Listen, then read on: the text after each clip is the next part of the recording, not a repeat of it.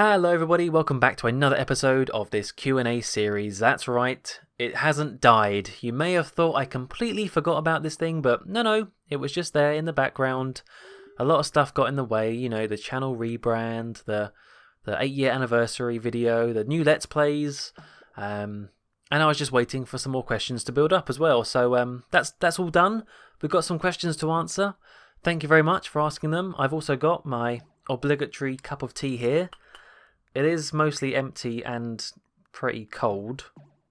I drank it too early. But never mind. Let's get on with it.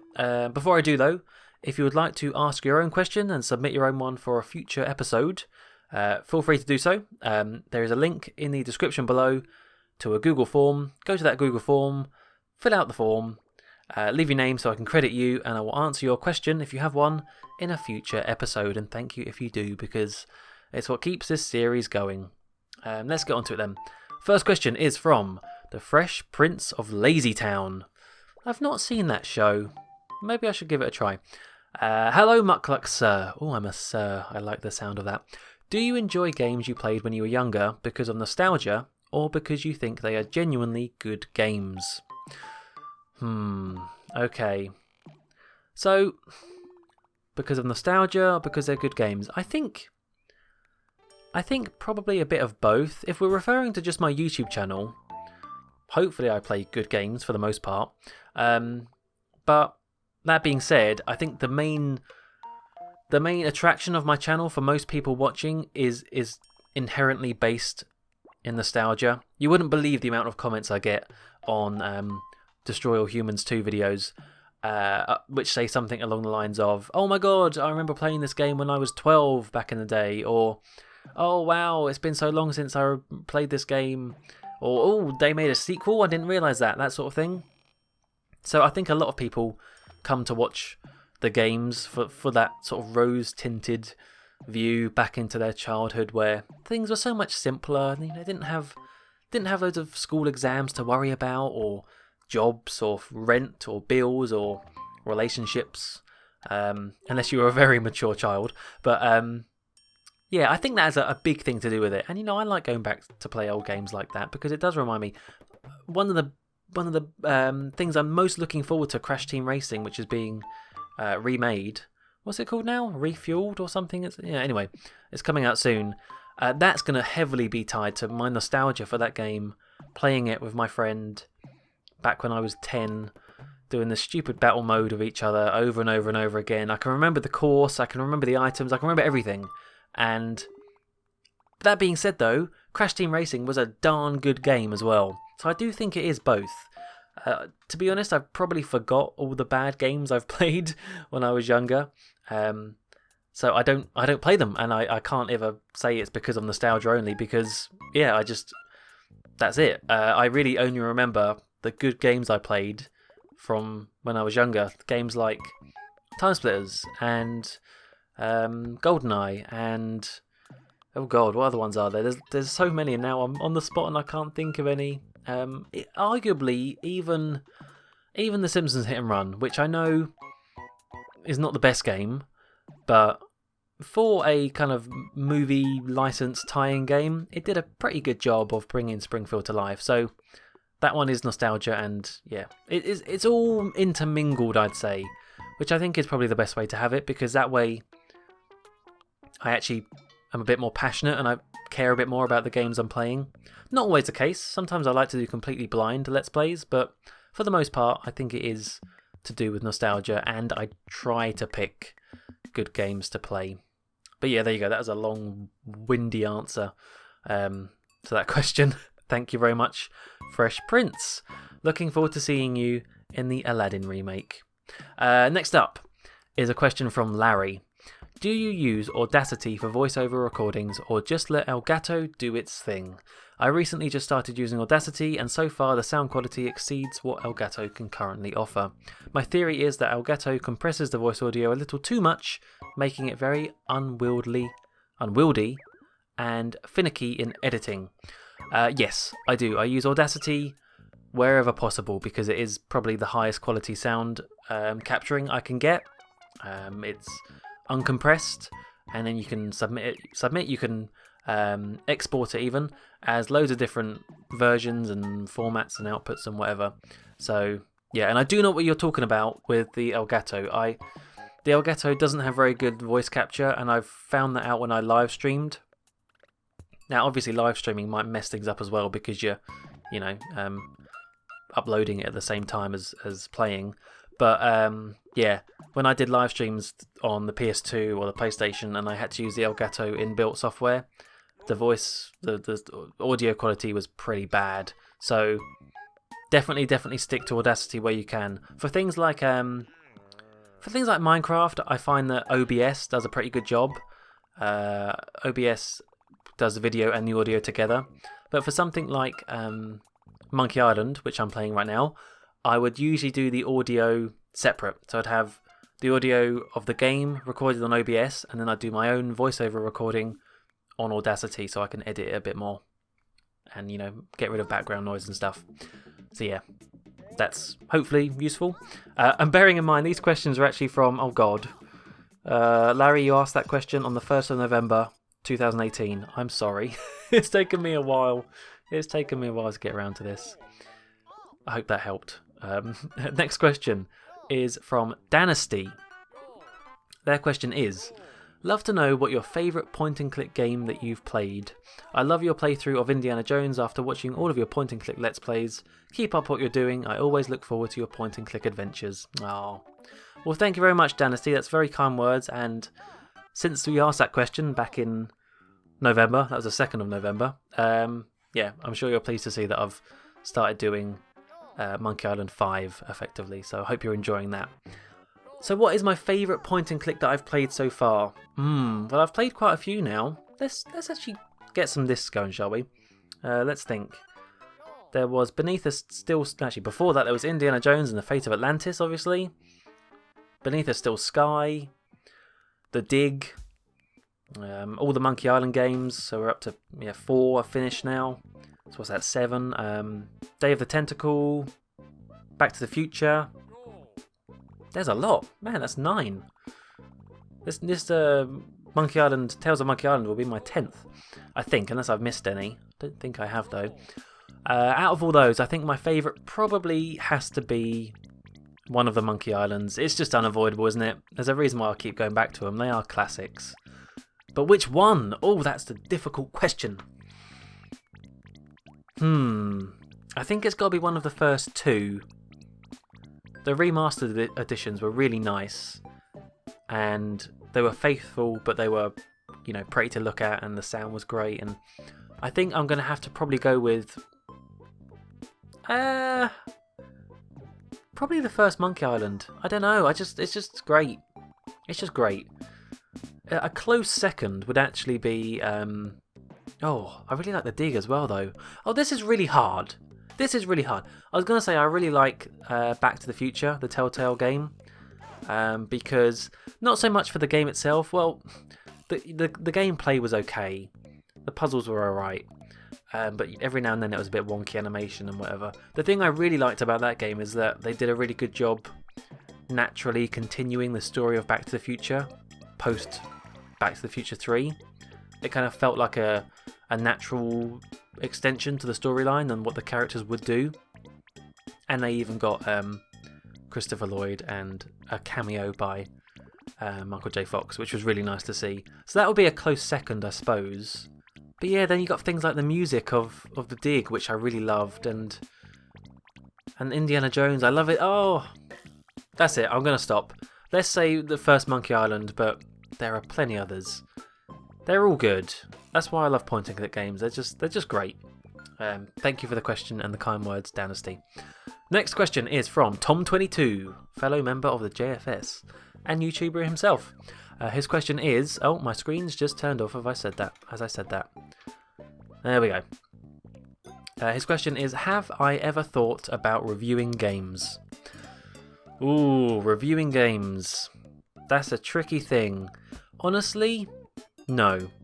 I've reviewed films in the past, obviously. I've reviewed most of the James Bond films. Not quite finished yet, as many people will point out. But, yeah. I liked doing that because I'm a big fan of James Bond, and also because reviewing films is a lot easier. It's, 2 hours, you watch it, you can think about it, you do a little bit of research, and then you're done. You write up and you do the rest of it. With a game, it's a bit more time consuming. You've got to play the game, which could potentially be, 20 plus hours. And then you've got so many different, you've got like extras or different difficulties or online, and there's so many more facets to review as a game. I just don't think I'd have the patience and even the skill to finish a game and then review it. I don't know how Honest Tom 23 back in the day did all of his film reviews, because my god, game reviews, because just playing all those games and then thinking about it and getting the right clips, and it's too much work. It's too much work. And also, something I actually got a comment quite recently saying, I really like your Bond reviews, but why don't you give star ratings at the end? And it got me thinking, why didn't I give star ratings to all the Bond films? Or something out of 10 maybe. And I think it's because at the end of the day, my reviews aren't really reviews. I mean, they're more like sort of mini video essays.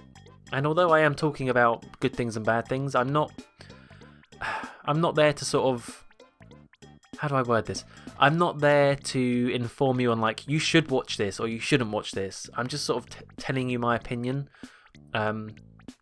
And I'd be really bad at making sure all the ratings are consistent with each other.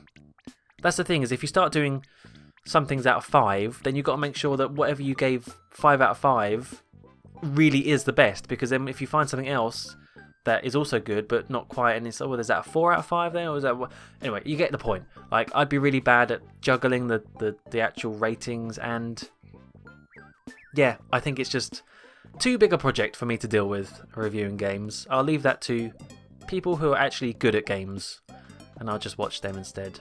But thank you for the question, Tom. Next up is a question from a sad Morge, and that's all they've left. And it is, will you ever, caps lock, do a face reveal? The good old face reveal question.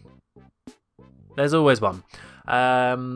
I've said in the past, I will never do a face reveal as like a big, oh my god, it's my face reveal video. I would never do it for like a subscriber number reach, or I'd never make a big deal out of it, basically, because at the end of the day, it's just my face. It doesn't matter what I look like. What matters is how I commentate and if I'm entertaining to you. I do understand though why people would be interested in what I look like. Sometimes people are curious, putting a face to a voice, and I get it. I get why people want to see it, but I don't put too much emphasis on people needing to see my face. I don't want to scare you all with my ugly mug. I know I actually spoke about in the past when I went to Canada on holiday last year. I said that I was going to vlog it and then potentially release the vlog on my channel. You may be wondering what happened to that plan. Well, I have all the footage. I just haven't got around to editing, and I know it's been 8 months since the holiday now. It's really hard to edit a vlog. This is why I don't vlog. I will finish that one day, and maybe I will still upload it to YouTube. But that would have my face in it, but it wouldn't be a big deal. It would just be like a little thing, It's just a little holiday vlog. It doesn't matter if it's actually got me in it or not. It's just what I got up to. You know what I mean? So, hope that sort of answers the question, sad Morge. Please don't be too sad, alright? Next up is a question from Erin. I know you have a fondness of David Bowie. Do you? Do I? I do like David Bowie, yeah, that's true. So I was wondering what you thought of Queen and Pink Floyd. Thanks, Joe. Yeah, I like David Bowie. I like some of his classics. I mean, who doesn't really? He's did so many different sorts of songs and music and whatnot. You're bound to like one. But what do I think of Queen and Pink Floyd? Well, Pink Floyd, I must admit, I've never really listened to much of Pink Floyd. I really only know about their kind of famous ones, Another Brick in the Wall, all that sort of stuff, and the album cover with the prism, but never really listened to them. Queen, on the other hand, I love Queen. I love Queen I love the Queen. No, I don't really, but I like the Queen. She's all right. But I do love the band Queen. Just, classics. Absolute classics. Always belting them out. In fact, at the Christmas party at work last year, was it the Christmas party? Sometime around then, one of my colleagues was giving us a lift down to a pub, to start the sesh, start the drinks flowing, and we were already pretty drunk by that point. And what did we play in the car? I think it was Radio Gaga, and there we were belting it out as he drove us down to the pub, windows down, shouting at all the people outside on the street. They must have thought we were proper weirdos, and we were. But you just can't beat Queen. And I tell you what, I recently saw Bohemian Rhapsody at the cinema, and it was alright. It was okay. It wasn't amazing. I could go into why I didn't enjoy it. I will very briefly. There's a lot of history about the production of that film, Bohemian Rhapsody. At first there were rumours that Sacha Baron Cohen was going to do it, and then he dropped out because they had creative differences, and he wanted to make it really gritty and, all about the naughty stuff that Freddie Mercury got up to, and like the dark side of his life as well. And then compared to that, the existing members of Queen, the members, wanted to keep it quite light-hearted and family-friendly to an extent, and a celebration of the band, more so than a gritty biography. And that's why they departed. And so instead we got Rami Malek, who I think still did a very good job. Credit where it's due. He did a good Freddie Mercury. But I do think the film was a bit boring. It was a bit soft. It was a bit didn't really take many risks. And I do think the ending, which I don't think it's any spoilers to say, the ending is their Live Aid performance. Very, very famous performance. Amazing performance. But the last 20 minutes of the film is just a recreation of that. And I think by that point, if you're going to recreate 20 minutes of Queen playing, just put the real deal on screen. I was sitting there in the cinema thinking, this is nice, and he's doing a really good job, but you know what would be better than this? Seeing the actual band in Live Aid on a big screen with really nice sound. That would have been better. Is it Oscar worthy? It's being nominated for loads of Oscars. No, I don't think it is, but yeah, what are you going to do? But yeah, there you go. And actually, one thing that really I took away from it all is that there's a quote from Freddie Mercury before he died. I'm going to get this wrong, but it's roughly along the lines of, you can do anything with my music, you can do anything with my likeness after I'm gone, just don't make me boring. And I think in the film they kind of made him boring, and I think that's kind of the worst thing you could do. So yeah, that's my mini review of Bohemian Rhapsody. But apart from that, love the band, love the music. Alright, next question is from, the last two questions are from good buddy old pal Mixon from the JFS. First one is, you're sneaking up on 12k subscribers. Congrats! Am I really? I am, wow. Blimey. Any plans? No. I've got really bad at doing subscriber specials now. I think after a certain point you kind of don't really have to do them unless they're really massive. Maybe I'll do something. Maybe I'll do a little 12k stream, celebration stream. That'd be nice, wouldn't it? But also it says, any more Bond film reviews in the works? Ha ha ha ha. Yes. Well, no, actually. I think I answered this before, but I will do the Bond film reviews when I'm passionate about Bond and I'm in the right mood and the mindset to do them. We are slowly but surely getting Bond 25 news trickling out. Damn it, monitor, stop turning off. Yeah, we're slowly getting Bond film news, which is getting me more excited for the film coming out, but we're not quite there yet, I'd say. Why is my TV just turned off? There we go, just turned it back on. And the last question is from Mixon, and it is this. You and the other members of the JFS inherit a European nightclub. Ooh, okay. What jobs and responsibilities do various members have? Thanks for humouring me. Well, that's a good question there. So we open a European nightclub, all of us in the JFS. I've been to a few nightclubs. I can't say I'm a total drip. I know what they're like, so let's see. I think, for starters, who's going to be DJ? That's a very important job in a nightclub. I think it's got to be Nateser. It's got to be Nateser with his wob wob dubstep. He'd be pretty good fit for that. He'd get the tunes rolling. Unless he started playing some anime things. Possibly he would do that. But maybe he'll do some remixes. He'll keep it going. I trust him. So Nateser's the DJ. Shorstin? What could Shorstin do? Shorstin's very knowledgeable. He's a very smart guy. And he keeps on pestering Mazios on Twitter. So he's quite... what's the word? He's quite determined in that regard.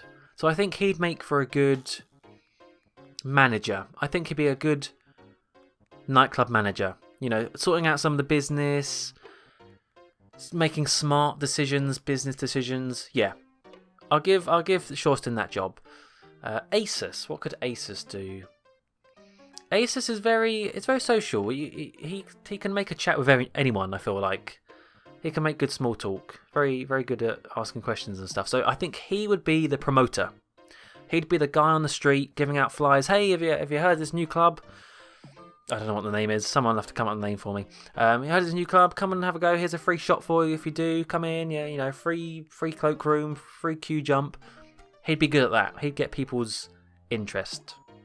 Unless he starts talking about Russia too much. But anyway. Dennis has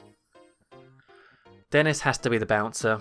Yeah, Dennis would make a good bouncer. He doesn't take any crap from anyone. He'd be there saying, "You're not really 18, are you? Nope, get out. So that's him. I think Lemons. Lemons can be Tech Man. He can get the lights flashing, the music pumping, all the electronics and stuff. Just because he's a big fat nerd and he does everything in the background. That's him. And you know what? We need one more. We need a barman. We need someone behind the bar. And I think that's got to be you, Mixon. I know you're a chef, but I'm sure you could whip us up a nice cocktail or two. And know how to pour a pint. Yeah. That's good. And of course I am the dancer. I go in. I gyrate. I welcome everyone. I attract them. And they dance with me. Right? That sounds like a great idea. Alright, next JFS meetup, if we're all together, that's the plan. Sounds good. Alright, I'm going to stop rambling now and end off this episode. No clue what was in the background, but hopefully it was vaguely interesting gameplay. Like I said at the beginning, if you want to ask your own question, go to the link below, the Google form, and submit it there. Look forward to any more in the future. Hopefully it won't be as long until the next episode. But anyway, until then, thank you very much for watching, and goodbye.